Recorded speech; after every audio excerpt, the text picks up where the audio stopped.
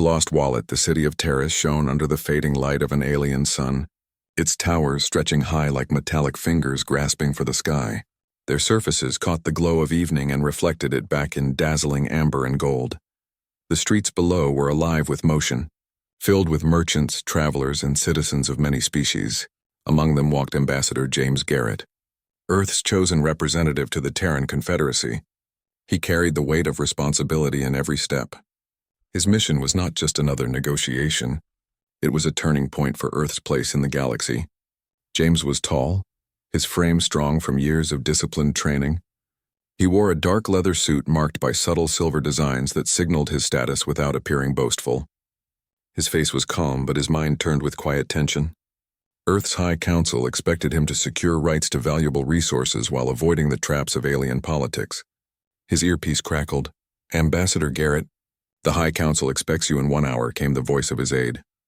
"Understood," James replied. "I am taking a short walk to clear my head before the meeting." He moved through the market plaza, his stride purposeful. Around him, stalls brimmed with strange goods, crystals that pulsed with inner light, foods that shimmered as if alive, fabrics that rippled without wind.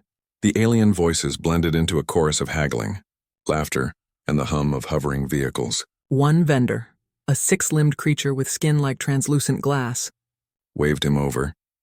The merchant held out a purple fruit wrapped in a thin membrane that seemed to breathe. "Finest Milbari in the quadrant, human. It strengthens the body and sharpens the mind." James smiled politely. "Perhaps another time," he said, stepping away as he turned. A group of alien youths dashed through the plaza. Their laughter rang like tiny bells. One brushed against him, quick and careless. James steadied himself and thought little of it. He continued walking, his gaze rising to the glowing towers above. It was only 3 blocks later that he reached for his identification to pass a checkpoint. His hand found nothing. A sudden chill gripped him. The wallet was gone. At first, disbelief.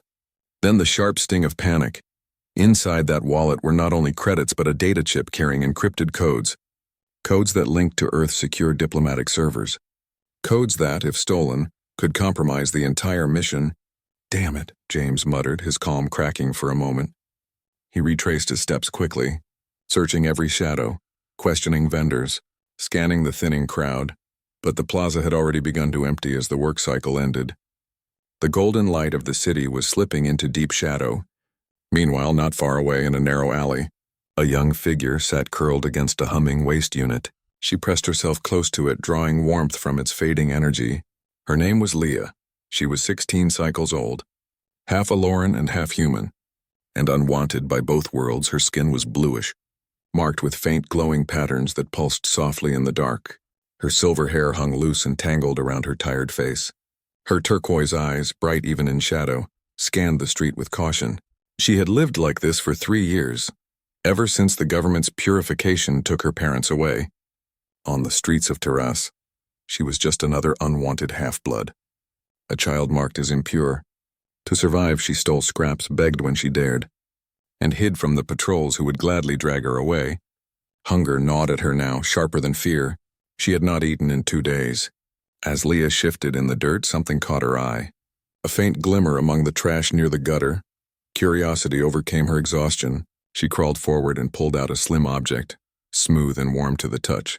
It was a wallet. Her breath caught. Inside, she found strange credits, identification cards, and one small metallic chip that pulsed faintly blue. She turned it in her hand, studying the face on the card. The features were human, unmistakably so. Humans were rare in Terrace, usually confined to the diplomatic quarter.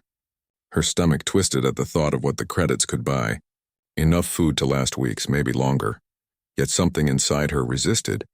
Her fingers traced the human's face on the card. Her mother had once told her stories of Earth and her father's people. Stories of kindness and honor. "I need to return this," she whispered. Her voice cracked from thirst. But her decision was clear. She stood, clutching the wallet close. Fear battled with determination in her glowing eyes. To approach the diplomatic quarter meant risk. Street children like her were often arrested or worse. But something told her this was different. This was important out in the plaza. James stopped under a streetlight, his chest tight with worry. He had walked the same streets twice, searched every corner. No wallet, no sign. The negotiations were only an hour away. Without that chip, he could not face the High Council. His career and perhaps Earth's future would be destroyed as the last of the crowd dispersed. James stood alone in the empty plaza, weighing his next move. Then, through the dim light, he noticed a small figure moving with cautious steps. The figure approached with the careful grace of someone used to hiding. James watched as she came closer. Her clothing was torn, her face smudged. Her skin glowed faintly in the shadows. Her silver hair caught the light of the street lamps. But it was her eyes, large turquoise filled with both fear and determination, that made him pause. "Excuse me," the girl said softly. Her accent was rough but understandable. She held something out in front of her. Her hands trembled as she spoke. "Is this yours?" James's heart leapt. In her hand was his missing wallet. The return the plaza of Terrace had fallen quiet, its glowing lights now casting long shadows between the towering spires. James Garrett stood frozen as the ragged girl held out his wallet. Relief crashed over him, yet behind it came a flood of questions. Who was she? Why risk approaching him? And how had she even gotten past the watchful patrols? "Yes," James said carefully. His voice steady, though his heart raced. He reached out, accepting the wallet with both hands as if it were sacred.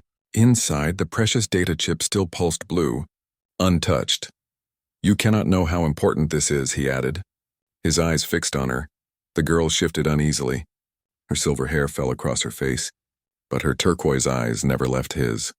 "No reward," she whispered. It was the right thing. Then she turned, as if ready to vanish back into the alleys. "Wait," James called. His voice carried the authority of a man used to being obeyed. The girl hesitated, her shoulders stiffening. "What is your name?" he asked. She lowered her gaze before answering. "Leah." Before James could speak again, a harsh white beam lit up the plaza. 3 Terran security officers approached, their armor clicking as they moved. Their compound eyes reflected the light. Their voices buzzed through their translators. "Ambassador Garrett." "Step away from the undesirable." James's stomach sank. The word undesirable cut like a blade. He looked at Leah, who shrank back instinctively, trembling. Her skin's natural glow dimmed, a sign of fear. She had risked everything to return his wallet, and now she was about to be dragged away. "This girl returned my lost property," James said. His tone firm. "She has done me a service. I will not step away." The lead officer's mandibles clicked sharply. "Undesirables are not permitted in the diplomatic quarter." She must be removed at once. James's mind raced. He could not allow her to be taken. Not after her act of honesty. Not when his instincts told him she was more important than she appeared. He straightened his back and raised his voice. "By the Earth-Terran Accord, I extend diplomatic protection to this girl." The officers froze, confusion flashing across their insectoid faces. They clicked among themselves in their native tongue. James knew he was bluffing. No such article existed in the Accord, not in the way he described, but he gambled that the officers would not know the fine details. Finally, the lead officer hissed, "Your claim will be reviewed. Until then, the undesirable remains your responsibility. Any violation will be blamed on Earth. With that..." They turned and marched away, their armor echoing against the stone ground. Only when they were gone did Leah dare breathe again. She looked up at James with wide, questioning eyes. "Why?" she whispered. James studied her, seeing not just the dirt on her face, not just the rags she wore, but the courage it had taken for her to stand there. "Because you did the right thing," he said softly. "And because you are not undesirable." "Not to me." Her lips parted in surprise, but before she could respond, a new voice rang across the plaza, calm yet urgent. "Ambassador Garrett." James turned sharply. A tall figure in a dark hooded cloak stood at the edge of the plaza. The light caught on silver hair spilling from beneath the hood. The figure's eyes glowed the same turquoise as Leah's. Leah gasped, her voice breaking with shock. "Aunt Nia." The cloaked woman moved quickly toward them. Her steps graceful yet tense, she pushed back her hood, revealing a striking face marked with delicate luminescent patterns that pulsed like living art across her skin. Older, stronger, and far more commanding than Leah. "You should not be here," she whispered to her niece. Pulling her close, her gaze shifted to James, sharp as a blade. "And you, Ambassador, you have no idea what danger you have invited." James held her stare. "Then enlighten me." Nia's expression hardened. "The Terran Council will not forgive what you just did. That child is half human, half Aloran. marked for purification. Her parents were taken years ago. I've been searching for her ever since. James's chest tightened. This was more than chance, more than a lost wallet returned. This was the beginning of something larger. He knew it, he could feel it. Nia pulled a small data crystal from beneath her cloak. She placed it in James's hand, her fingers cool against his skin. You wanted to know the truth, she said, her voice low. This holds everything. Proof of the purification camps, the forced labor, the experiments. All of it. James stared at the crystal, feeling its weight. Not of glass, but of destiny. If the information inside was real, it could change everything about the negotiations, everything about Earth's alliance with the Terrans. He met Nia's glowing eyes. Why give this to me? Because you are the first human I have seen risk anything for one of us, she answered, her voice like steel wrapped in silk. And because now, whether you like it or not, you are part of this fight. The night wind rushed through the plaza, carrying with it the tension of unspoken truths. Leah clung to her aunt, her eyes flicking nervously between them. James closed his fist around the crystal, knowing the path ahead was filled with danger. And then, as if to confirm it, his earpiece crackled alive. Ambassador Garrett? His aide's voice trembled. High Counselor Dreth has requested your presence immediately. He is on his way to the embassy right now. James's jaw tightened. His heart pounded. Dreth, the architect of the purifications, was coming, and he would not come blindly. The protection. The embassy of Earth rose like a fortress of light in the center of Terrace. Its tall glass walls reflected the alien city around it. A place both welcoming and dangerous at once. James Garrett walked at the front. Leah and Nia closed behind.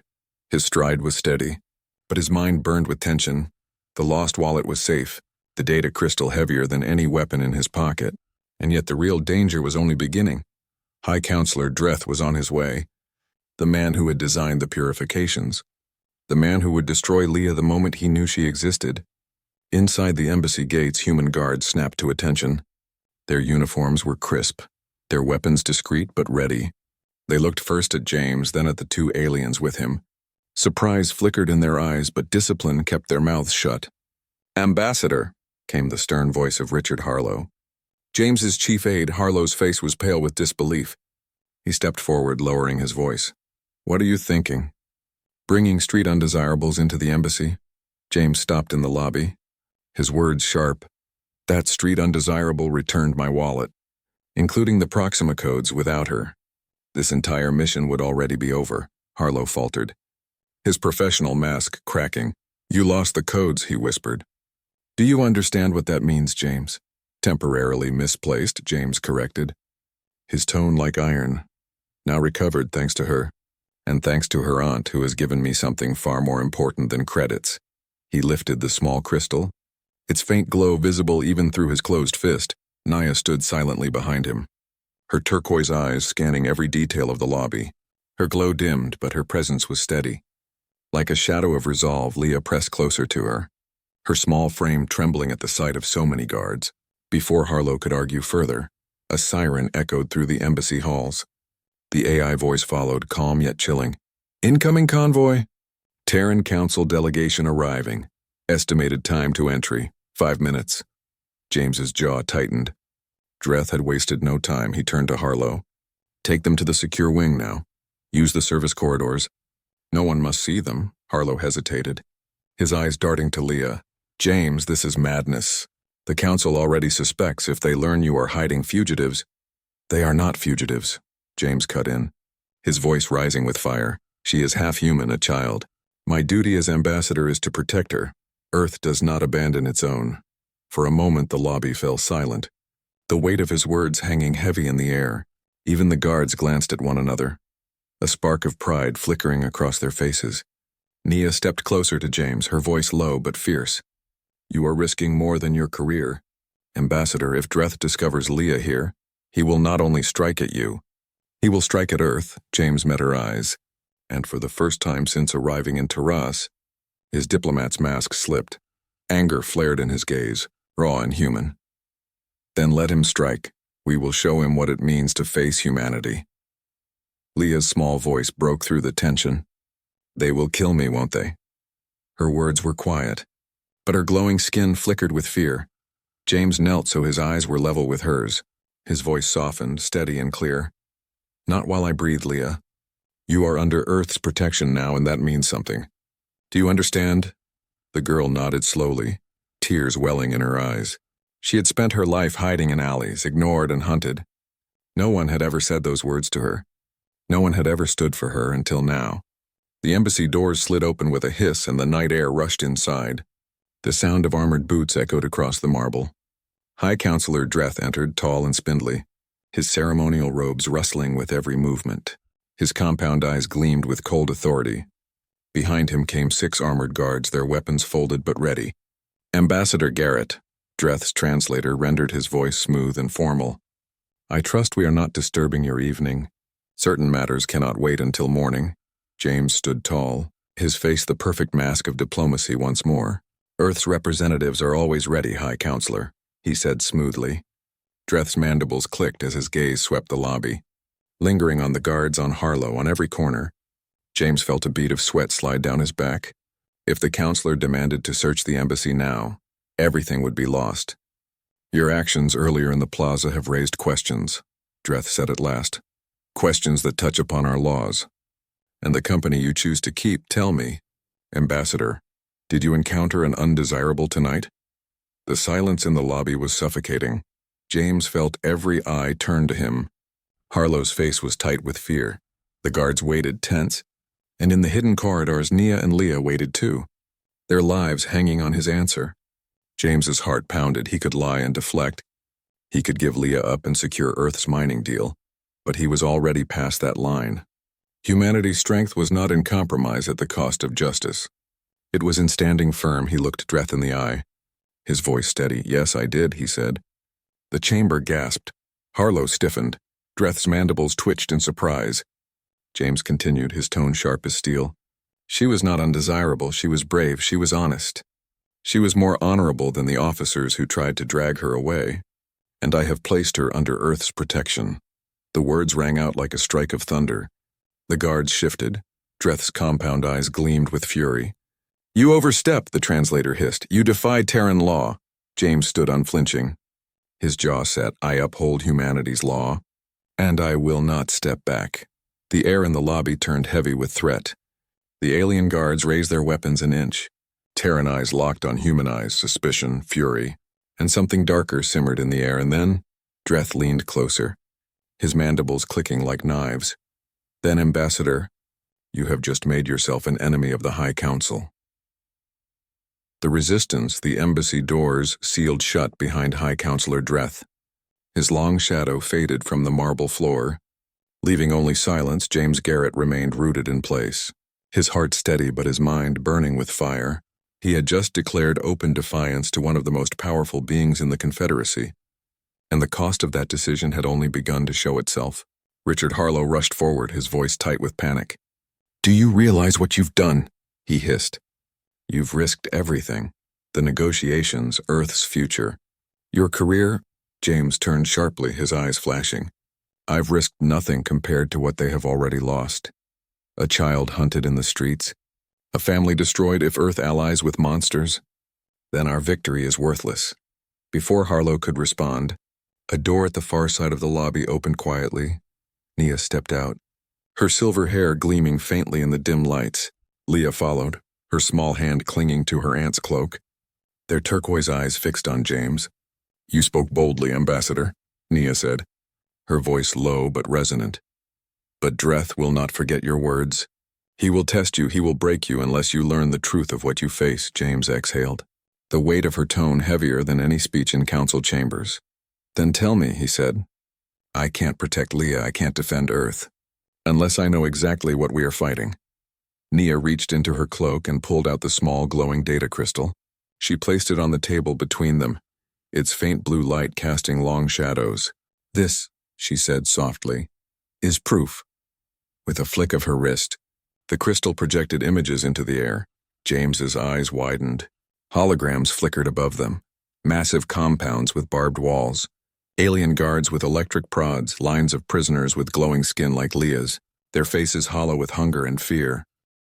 These are the purification camps, Nia said, her voice trembling with contained fury. They tell the galaxy they are relocation zones for undesirables. But they are prisons, they are laboratories. They are graves. James's fist clenched. The images shifted. Alien scientists extracting samples from terrified children. Massive machines draining glowing fluids from their skin. Soldiers driving captives into underground tunnels that ended in silence. Leah looked away, burying her face against her aunt. Her small shoulders shook. She had lived in fear of this truth, but now the horrors were laid bare before her. "How do you know this is real?" Harlow demanded, though his voice faltered. "Anyone can fabricate because I was there." Nia cut him off sharply. Her turquoise eyes glowed brighter as her anger flared. "I walked those tunnels. I stole these recordings at the cost of my own soldiers' lives. I have buried friends who were taken for experiments. Do not call this a fabrication." Her words silenced the room. Even Harlow looked away, shame etched across his face. James studied the images with a soldier's eye. His diplomatic training demanded calm, but inside a storm raged. "They are using them," he said slowly. "For weapons." "Yes," Nia confirmed. "Genetic blending, forced mutations. They want to create an army that can survive anywhere. Fight anyone, the half-bloods like Leah. Carry genetic adaptability that pure species fear. That is why they are hunted. That is why she must never be found by them." James turned to Leah. The girl's eyes wet with tears but burning with courage. "You've lived with this knowledge," he said gently. "How did you endure it?" Leah's voice cracked. "By hiding, by running, by pretending I was invisible. But when I saw your wallet, I thought, maybe I didn't want to hide anymore." Her words pierced him deeper than any threat Dreth could make. Here was a child who had every reason to steal, every reason to give in to fear, and yet she had chosen honesty. She had chosen courage. Humanity at its purest, though she had never lived on Earth. Nia placed a protective arm around her niece.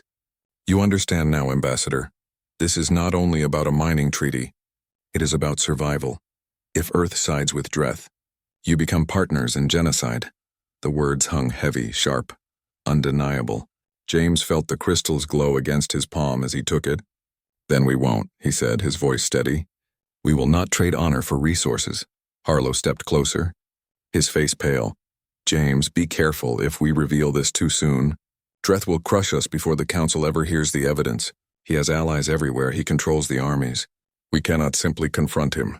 James nodded slowly, his mind already turning. "Then we find leverage," he said. "We play their game, but with our rules. Earth will use this crystal not as a weapon of war, but as a weapon of truth." Nia's eyes softened, a faint shimmer of respect in her glow. "You sound like one of us," she said quietly.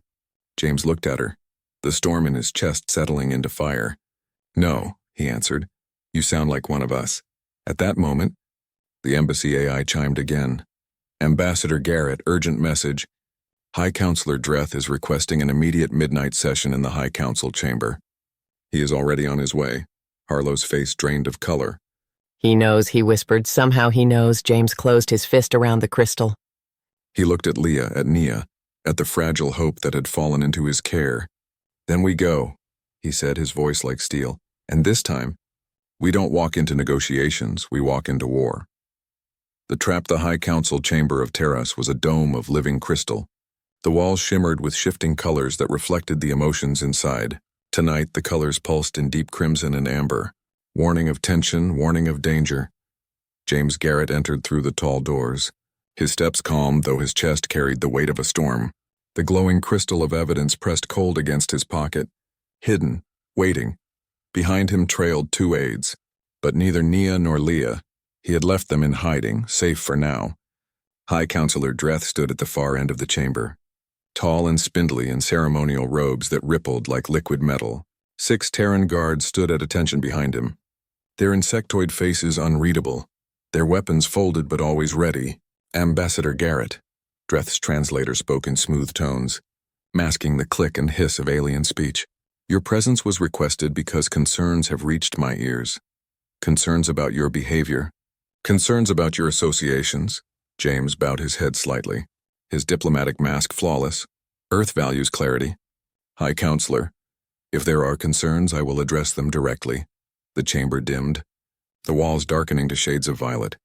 Dreth's mandibles clicked sharply. A human was seen with an undesirable in the plaza. A child marked for purification later. A dissident entered your embassy. Both have not been seen since, tell me. Ambassador, do you harbor them? The silence that followed was suffocating. James felt every eye in the chamber on him. He could lie, deflect, but lies to predators like Dreth were poison. Better to hold ground, better to be human. They are under my protection, James said clearly. The chamber rippled with shock. The walls flared red. Council members shifted in their seats. Dreth leaned forward, his compound eyes gleaming. You admit it, James's voice carried like steel. I do not deny protecting a child who showed honor when others would not. I do not deny sheltering her guardian who seeks justice. That is not weakness, High Counselor. That is strength. Dreth's mandibles clicked like knives. You overstep, Ambassador. These undesirables are criminals under our law. They are impurities, they are dangerous. James stood taller, his gaze unflinching. Perhaps, but Earth does not measure worth by bloodlines. We measure it by actions, and their actions show more honor than the guards who tried to seize them. The chamber erupted with furious clicks and whispers. Some counselors hissed. Others pounded the crystal floor with clawed hands. The walls pulsed with angry red. Dreth raised a long hand and the noise died instantly. His voice grew sharper, his translator unable to hide the venom. Then let us speak plainly, Ambassador. I will make you an offer. One you cannot refuse without condemning your world to weakness. He leaned forward, his eyes gleaming with malice. Surrender the girl and her aunt to us. Do this, and Earth will be granted exclusive rights to the Kyrion Belt. Our richest vein of dilithium, resources beyond measure, power enough to elevate Earth among the stars. The words echoed in the chamber like poison wrapped in gold. James knew the temptation. He could imagine the High Council of Earth celebrating. He could imagine his name honored for securing such a prize. But he could also imagine Leah's terrified eyes, her trembling voice when she had whispered, "They will kill me." James stepped forward, his boots ringing on the crystal floor, his face calm but his words carrying fire. No, the chamber froze. The single word hung like a blade. Dreth tilted his head, his mandibles twitching in disbelief. You refuse. I refuse, James said firmly. Earth will not purchase prosperity with the blood of children. Earth will not bow to tyranny dressed as law. The walls pulsed black. The chamber filled with whispers of outrage. Dreth's mandibles clashed together with rage. Then you defy the Confederacy itself. James's jaw tightened, his voice carried with unshakable power. I do not defy the Confederacy, High Counselor. I defy you. The guard shifted, weapons half raised. The tension snapped like drawn steel. Dreth hissed. You are a fool, human. You would sacrifice dilithium power progress for two undesirables. James allowed himself a small, human smile, one that unsettled the entire chamber. That, he said, is exactly what makes us human. We fight for one life as fiercely as for a whole world. We calculate not only with our minds, but with our hearts. The silence that followed was explosive. For a moment, even Dreth seemed stunned. The alien guards twitched uneasily, unused to such defiance. The counselors whispered in alarm, the walls shifting between furious red and uncertain blue. Dreth's voice broke the silence, venom dripping. Then hear this, Ambassador. Your embassy will be watched, your every step shadowed. And when your protection fails, the girl will be ours. Nothing you say will stop it. James bowed slightly, though his eyes blazed with fire. Then let us see whose protection fails first. He turned and strode from the chamber, leaving behind a council in disarray and a high counselor boiling with rage. He knew Dreth would strike soon. He knew the embassy was already surrounded, and yet, deep in his chest, James carried the fire of humanity unbroken. Back at the embassy, alarms blared. Commander Reeves met him at the gate, his face grim. Ambassador, Terran assault transports are circling the district. They mean to breach us, and in that instant, James understood. The trap had already been sprung. The extraction, the Earth embassy on Terra shook with the roar of engines. Outside, Terran assault transports hovered like vultures circling prey. Their sonic disruptors thrummed in the air, testing the embassy's shimmering barrier field. Inside, alarms screamed, red lights flashing across the marble halls. Commander Reeves stood before James, tall and steady, his jaw set with soldier's resolve. Barrier is holding at 60%. Sir, he reported, but it won't last. They're probing for weakness when they hit hard. We'll be overrun. James removed his diplomat's coat. Beneath it, the sleek black plating of a combat exosuit gleamed. It was forbidden for diplomats to wear such armor. Yet Earth always prepared for the moment when words failed. His aides looked at him in shock, but Reeves only nodded, recognizing the choice. "You're a diplomat, not a soldier," Harlow whispered, fear and disapproval dripping from every word. James fastened the exosuit's gauntlets, the nanofibers fusing to his skin like a second layer of flesh. "I'm human," he replied calmly. "And humans fight when we must." Naya entered from the side corridor, her luminescent patterns dim with worry. Leah clung to her hand, her turquoise eyes wide with fear. "They want us," Naya said, her voice low. "If you keep us here, the embassy will burn."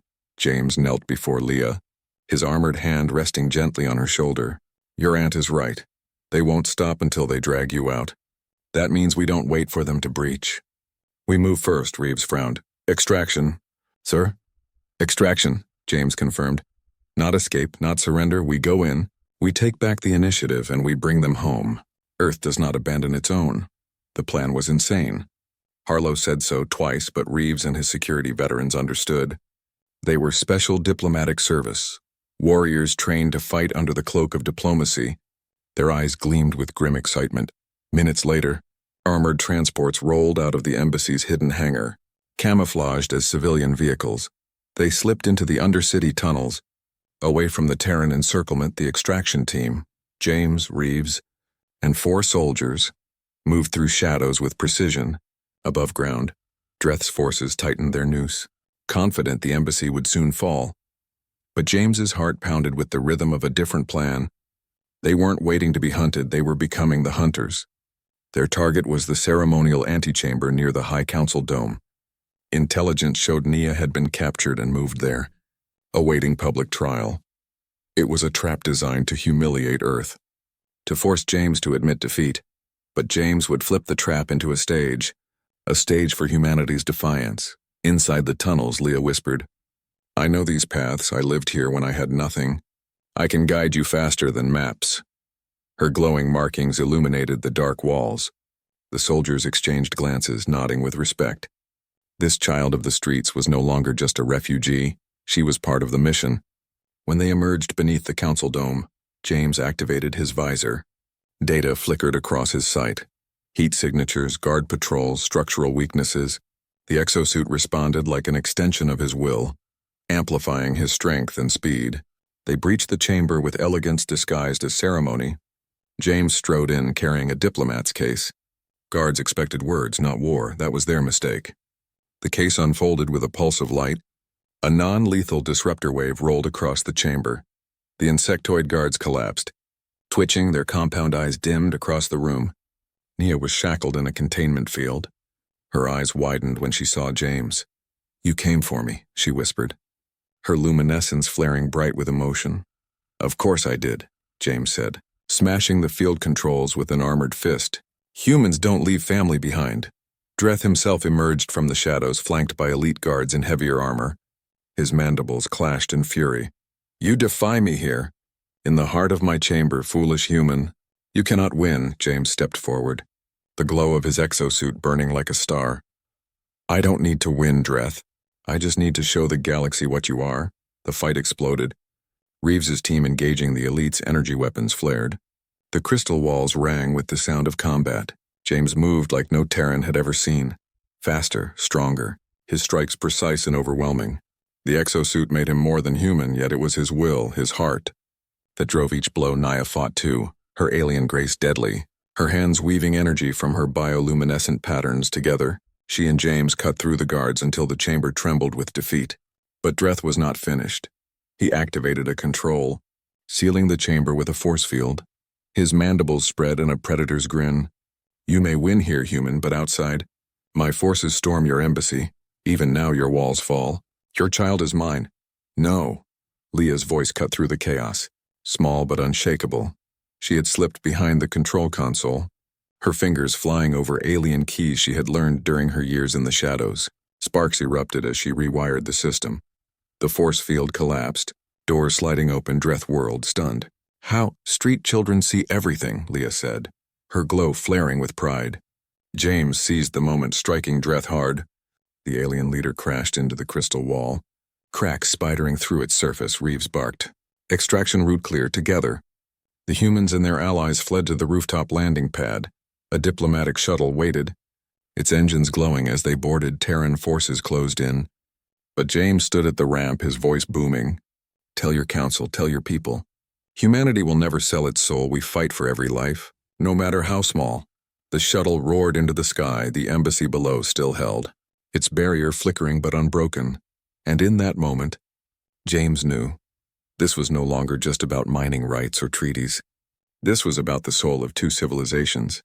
The extraction had succeeded, but the war for truth had only begun. The revelation. The diplomatic shuttle cut through the night sky of Terrace. Below, the city glowed in metallic gold and crimson, its towers rising like blades. Behind the shuttle, alarms echoed. But James Garrett's focus was already on what came next. Inside, Nia sat close to Leah, holding her niece tightly. The girl's glow flickered faintly, a mix of fear and exhaustion. Yet her eyes shone with something new, hope. James caught her gaze and nodded. You saved us back there, he said. Don't ever forget that. Leah's lips curved into a faint smile. Commander Reeves moved to the cockpit, his voice steady but grim. Ambassador, Terran forces are regrouping. They'll spin this as an attack by Earth if we don't get ahead of it. James knew Reeves was right. Dreth would twist the narrative. He'd claim Earth had invaded, that they had stolen fugitives. It was time to play Earth's most dangerous card. The truth back at the embassy. Harlow paced the strategy room. His eyes lit up with relief as James entered with Nia and Leah. You made it back, he breathed, then frowned. But now the real storm begins. James placed the small data crystal Nia had given him on the hollow table. Its glow spread across the room, projecting images and files. This, James said quietly, will decide everything. The holograms flickered to life. Labor camps hidden under barren deserts. Children torn from their families. Experiments on half-species. Endless lines of captives mining dilithium under whip and chain. The images silenced the room. Even the battle-hardened Reeves turned pale. This is the purification, Nia said, her voice trembling with fury. The truth they hide. The truth they kill for, Leah whispered. This is what took my parents. Her small hands clenched into fists. James looked around the room, every face turned toward him. We release this to the galaxy, he said. Not to one council, not to one power, but to everyone. Let every star see what the Terran High Council has done. Harlow stiffened. That will start a political firestorm. The Confederacy will call it propaganda. They will retaliate. They already retaliate, James countered. They already hunt children, already silence voices like Nia's. Earth cannot be silent. Not after seeing this. Reeves's jaw tightened. Then we broadcast, sir. But once it's out, there's no taking it back. Good, James said. His voice sharp as steel. Moments later, the embassy's secure transmitters came alive. Resistance cells across Terrace received the files. Encrypted Earth protocols burst through jamming fields. Within minutes, every major public screen in the city lit up. Holographic images of the camps played in the plazas. The marketplaces, the very steps of the High Council dome. Crowds froze, staring at the revelations. Mothers clutched their children tighter. Officials muttered in shock. The propaganda walls of the Confederacy cracked. And the truth spilled into every corner of Terrace. Inside the High Council chamber, Dreth roared with fury as aides rushed in. Shut it down, he demanded, his mandibles clashed. Cut the transmissions. It is everywhere, High Counselor, an aide stammered. Not just Terrace. Off-world relays are spreading it to the Galactic Council nets. We cannot contain it. The walls of the chamber flared black. Shame. Rage, panic. Dreth slammed a clawed hand against the table. Earth has declared war. But for once, his words carried no weight. Outside, voices rose in anger, not at Earth, but at him. Citizens screamed, demanding answers, demanding justice. The Confederacy's illusion of purity was broken. Back at the embassy, James stood before a live hollow feed. His image transmitted alongside the evidence. His voice calm, steady, but carrying the full fire of humanity. Citizens of the galaxy, he said. These are not lies. These are not distortions, they are truth. The Terran High Council has enslaved children, tortured families, and buried justice under the name of purity. Humanity will not stand aside. We will not trade lives for resources. We will not sell our souls for dilithium, he paused, eyes blazing into the camera. Earth fights not just for treaties, but for people, and today we ask the galaxy to remember, compassion is stronger than fear, unity is stronger than division, truth is stronger than lies. The broadcast ended. Leaving silence, Nia's glow flared with pride. Leah's eyes shone with tears. Reeves saluted sharply. Even Harlow lowered his head in respect. Then, the sound of the city reached them, voices rising. Crowds filling streets, chants echoing against the towers. No more purifications, no more camps. The people themselves had awakened. James turned to Nia. The galaxy will not forget this. They will try to bury it, but it's too late. You gave them the spark. Nia's luminescence warmed. Her voice soft. No, Ambassador, you did. When you chose a child over power, when you chose compassion over politics, James allowed himself a rare smile. Then maybe that's what it means to be human. On the landing pad the next morning, Leah prepared to leave for Earth, dressed in new academy robes. Her silver hair brushed clean, her glow steady with hope. She hugged Nia tightly, then turned to James. I'll make you proud. You already have, James said, his voice gentle. Nia stepped closer, her hand brushing his armored arm. Her turquoise eyes searched his. And what of us? James Garrett. He met her gaze, his voice low but filled with certainty. This isn't the end, Nia. This is the beginning. Above them, the dawn broke across terrace, gold and crimson giving way to brilliant light.